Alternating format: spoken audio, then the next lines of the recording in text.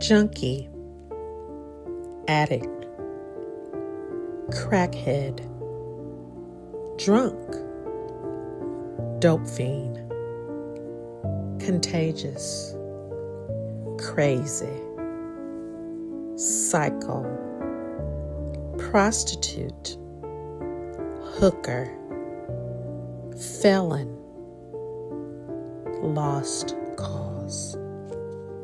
What if the worst thing that ever happened to someone became the only thing people saw? What if this happened to you? Before you judge, know the story. Before you label, see the person. Every label hides a story, and every story deserves dignity. Every person matters. You matter. You matter beyond the label. People often ask one simple question: why don't they just stop? As if addiction were simply a matter of willpower. As if recovery were nothing more than making a better decision. But what if addiction isn't a moral failure? What if it's a health condition shaped by trauma, pain, genetics, mental illness, and experiences most people never see? What if the person everyone is judging has been fighting a battle long before substance use ever entered the picture? To understand addiction, we have to look beyond the behavior. We have to look at the human being. The truth. The labels tell us addiction is a choice. Science tells us something very different.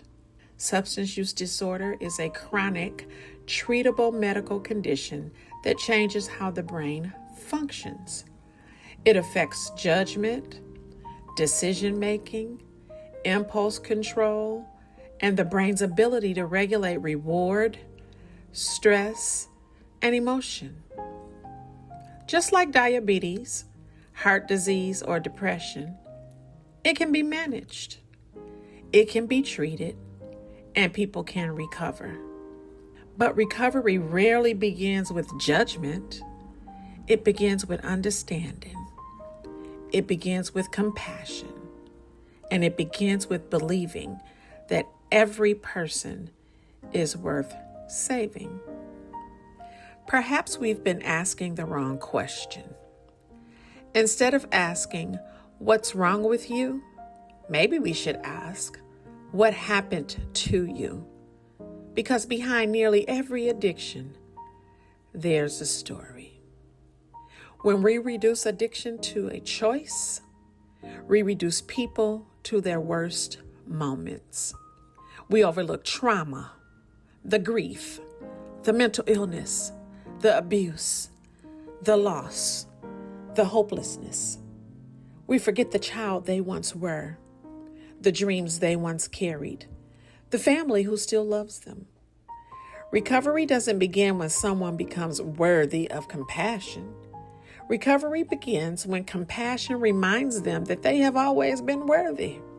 Because addiction may become a part of someone's story, but it should never become their identity.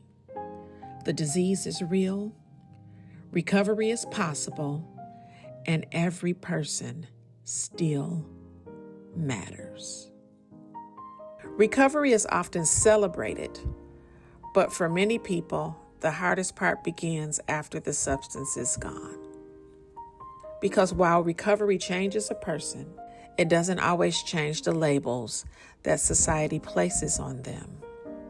So what happens when someone has to rebuild their life, but the world only remembers who they used to be?